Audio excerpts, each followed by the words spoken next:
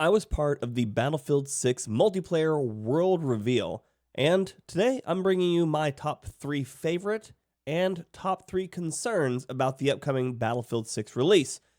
In the favor of not seeming too sold on the idea and not being too harsh at the same time, we're going to go back and forth between positive and negative. The first thing that I'm going to say that's positive about the game is that the game looks and plays very similar to a combination between Battlefield 3 and Battlefield 5.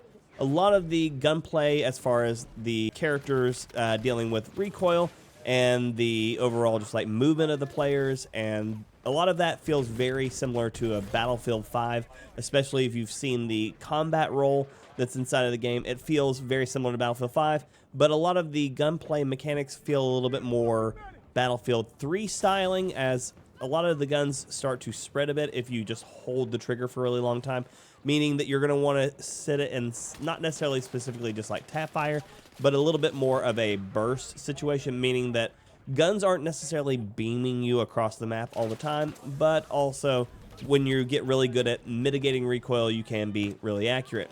The guns feel nice. They are, for the most part, pretty well balanced. The second LMG, which was the one that looks like the Ultimax from Battlefield 4, was broken. It had a ammo type that increased its headshot multiplier, making it be able to two-tap you up close, which is a bit excessive. And then, if you watched any of the live show, you probably saw the shotgun. The shotgun was absolutely broken. The devs have already confirmed that they know both of them are working way better than intended, so that is a nerf in the future, so don't be afraid of those. It's not going to be like that. Most of the guns are taking a pretty decent amount of time for the time to kill, allowing you to recognize you're being shot, get around corners, re-engage, things like that, unless you get caught out in the open, or if they have some really well-placed shots. So it feels like a pretty rewarding gunplay set right now, so that's really nice on the front end. On the second end, the first negative thing is going to be the gunplay, which I know that sounds counterintuitive, but the other side of the thing is there are some weapons that just feel a little odd. A lot of the guns right now are pretty decently low recoil. Now, of course, there are going to be a lot more guns when the game comes out, so there's a good chance that some of them are going to be more recoil, with more damage, and some are going to be less recoil with less damage. But with the limited set that we have right now, it's seeming like a lot of them are very low recoil, or at least once you have the build sets on them, they are very low recoil. And I think that I speak for a lot of Battlefield players when I say that we like to have a variety of ways to engage, some harder to use, some easier to use, things like that, so that way we at least have variety of gameplay. When all guns have no recoil, then you just pick the one with the best time to kill and you just call it a day. But when you have a good variety, then people can have a lot more fun, and I think it extends the life of the game. One of the other things about the gunplay that feels a little odd is there's a few of them that have some extreme spread when you start moving. For me, personally, the ARs felt less rewarding than the carbines, or carbines, depending on what part of the world you're in. But the carbines, for me, were a lot of fun. I absolutely loved the AK-203. I absolutely loved the M417. But the ARs, they felt a little bit more odd. They felt like whenever you started to move even a little bit, your shots became significantly more inaccurate. And that was a little odd. I think that's probably going to be something you just have to get used to. Or it could just be the ones that we had to choose from. Same thing goes for the LMGs. If you were moving at all, the spread became a lot more apparent, a lot faster. And then the same for the sniper rifles. If you began to even strafe just slightly when you went to fire, the bullet could go off in the middle of nowhere. And I don't know. As a person that's played a lot of shooters for a long time, I like the consistency, but also at the same time, I know that that does build some level of skill expression, because you know that certain guns are more effective if you stop moving. Very similar to like CSGO. CSGO has the whole mechanic that you have to stop to be accurate when you're firing, and maybe it'll just be something that grows on me as it allows me to separate myself from players that aren't as familiar with some of the mechanics. I don't know, but as a player just immediately dropping in with nothing that told me that the gun spread was higher during moving, it was something that was a little jarring. So gunplay positive, gunplay negatives. Okay, continue on to that. The positive is the maps. There was a lot of variety on the map styling that we got to see. We only got to see a few of them, but even in the few that we saw, there wasn't the feel that like every felt like it was another of the same map, which is a common issue when you're dealing with war games set in a specific time period, because a lot of times the wars happen in one area. One of the concerns with people for like Call of Duty or Battlefield or any of those other style titles, if you play a Vietnam title, every fight's in the jungle.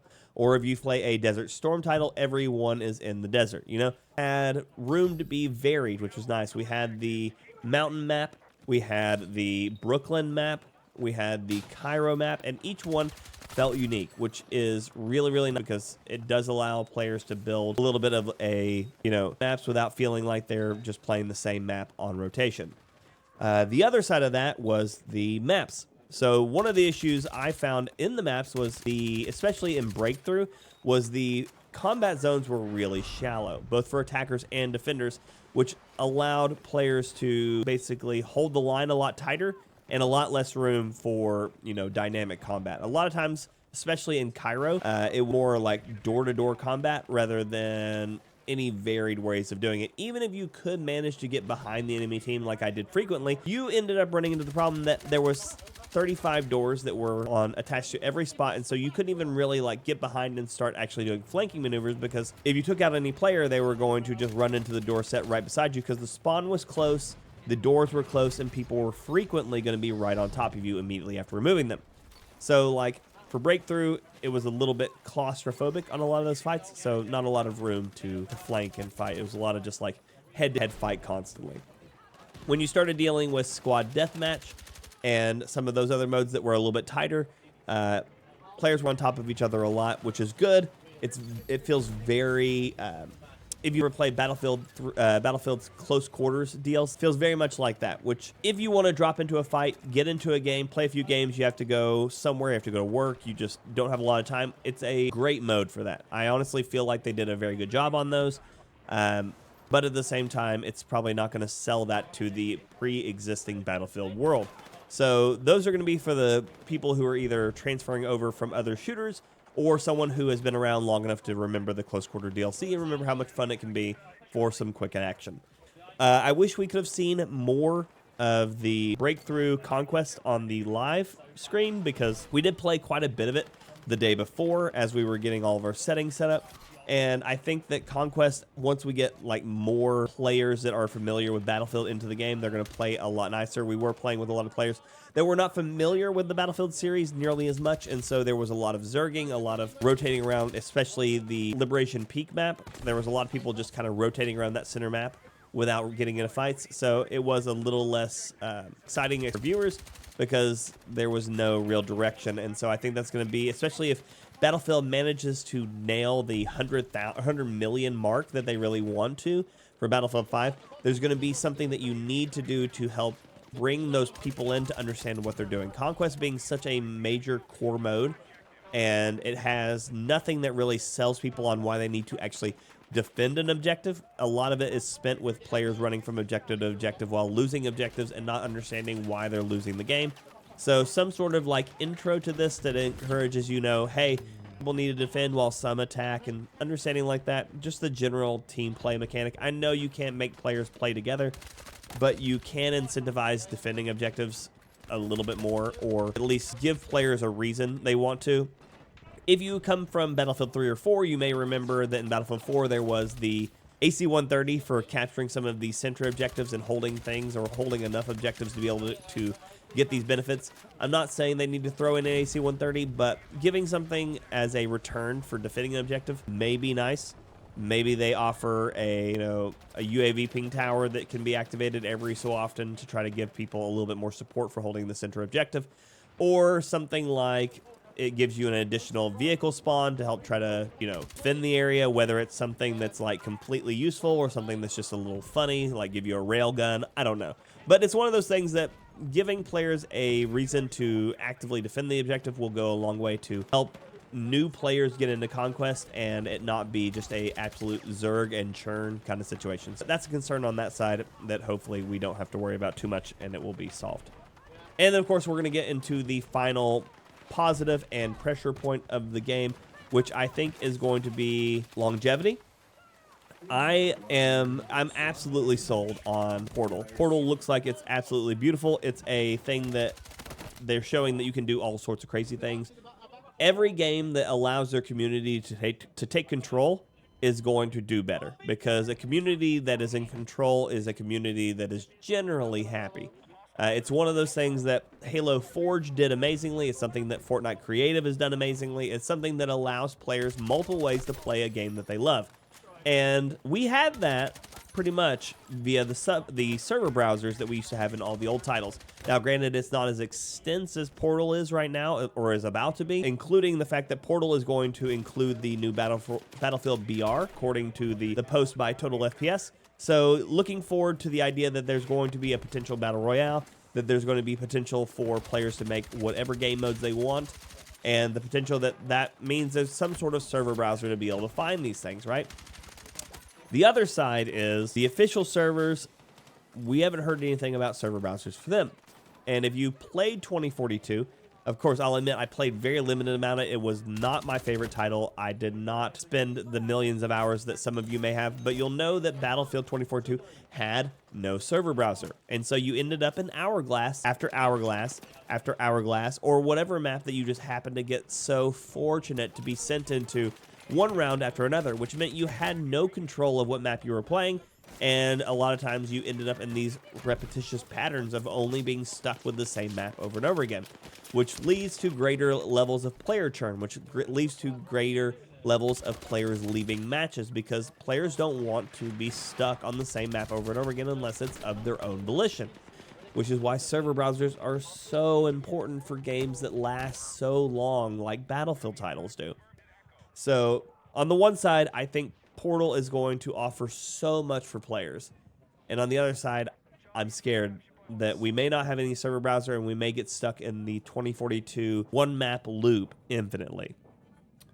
Now again, those are my pressure and positive points from playing the early access gameplay that you all got to see, especially if you were part of my channel stream. I'm going to continue to put up some more gameplay from this event. So make sure you drop a like, drop a sub, come back and check out some more. And then when the beta drops, I will be live on all of my channels, but specifically on my Twitch, for you to get yourself a early access code so you can start playing the beta early if you were not already part of labs. And then come join us. I'm going to try to do at least one weekend of some viewer games on Battlefield to try to get as many of you all in to play some games with me. But thank you all so much. Until next time, peace. Objective Echo has been secured. We now hold more objectives. Keep pushing.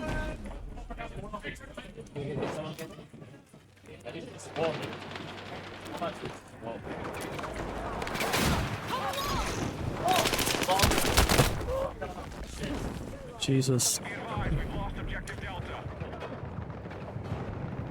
I'm that tank us. There, IFB. They just put it up. Oh yeah, no.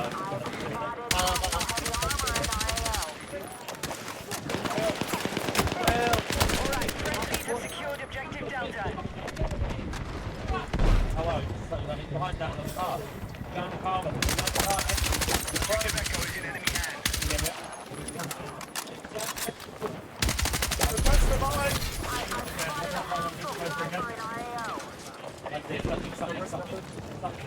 Hostile attack launched on Delta.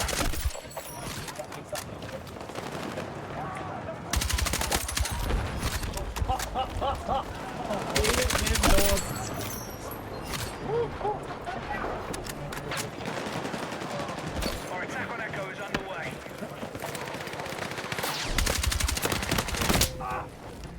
We no longer control objective Delta. Without tapping the sound to.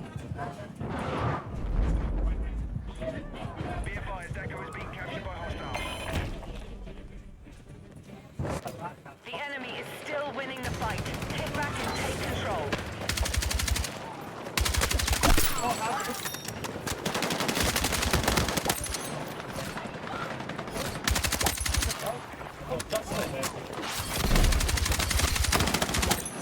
We've secured Charlie.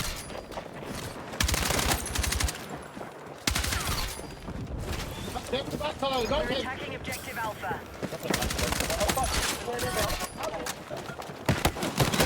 Oh, shit. Be advised, the enemy has control of Echo. fucking broken. I just got destroyed by broken. Yeah, he just ruined me. Oh, I'm in the street.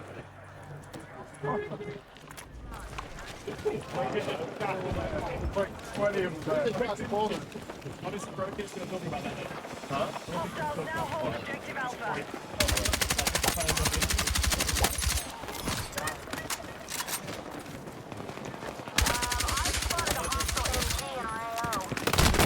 Oh. Yeah, I think so.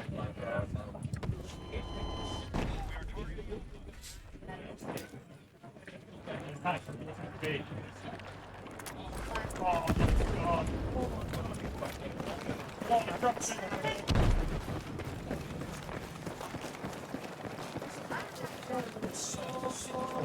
Hostiles are assaulting Charlie.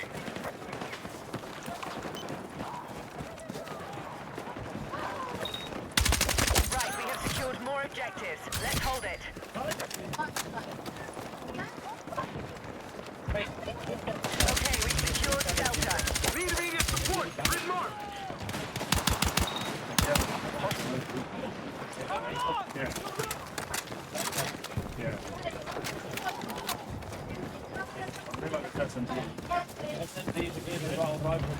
Enemy attack confirmed at Charlie. To attack the marked objective.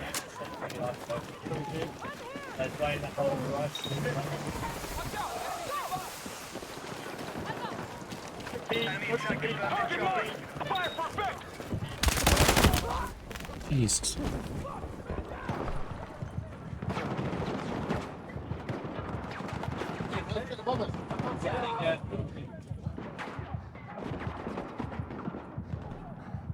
Oh, big green brackets on me.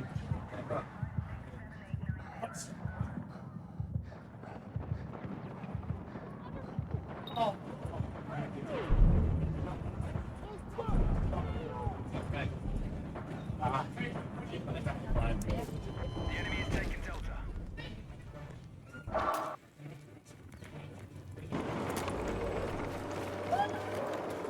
There's a hostile sniper due west of your current position.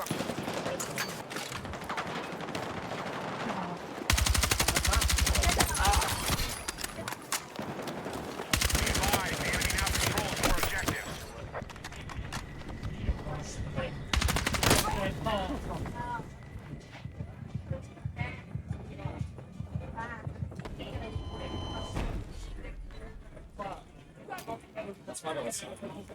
Hostiles are attacking objective Charlie.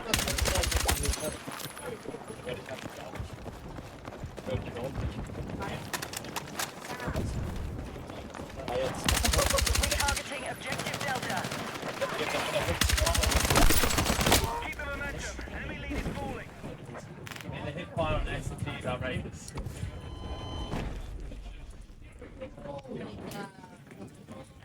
Move to attack the marked objective.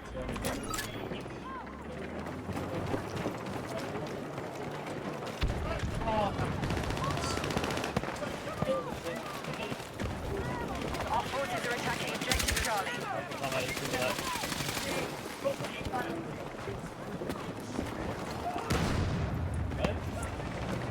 Enemy is taking Delta.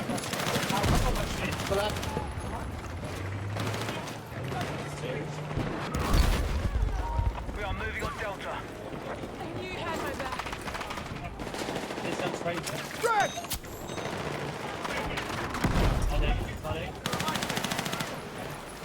Charlie is being Hey, on my team.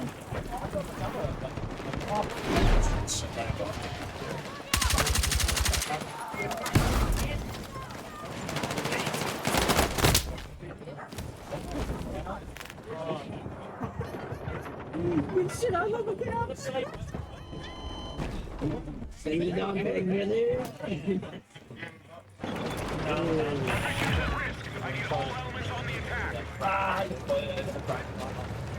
I'm pulling you off, boy. Oh, Be advised, Charlie is under attack. We are attacking objective Bravo.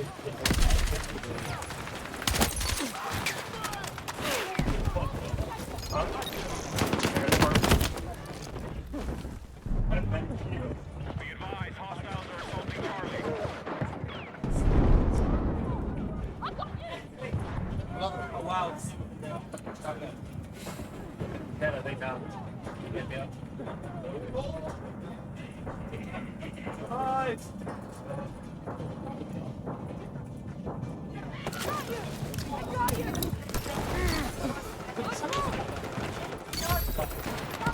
Objective has been recaptured.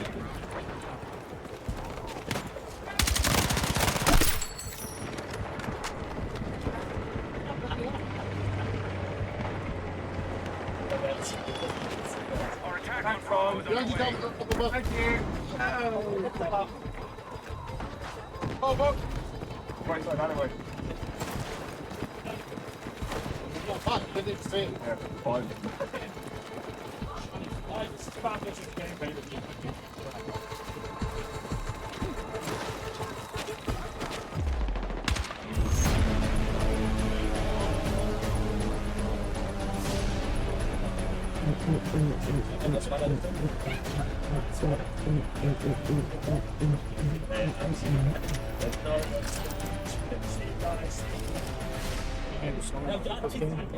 I'm so in love with this.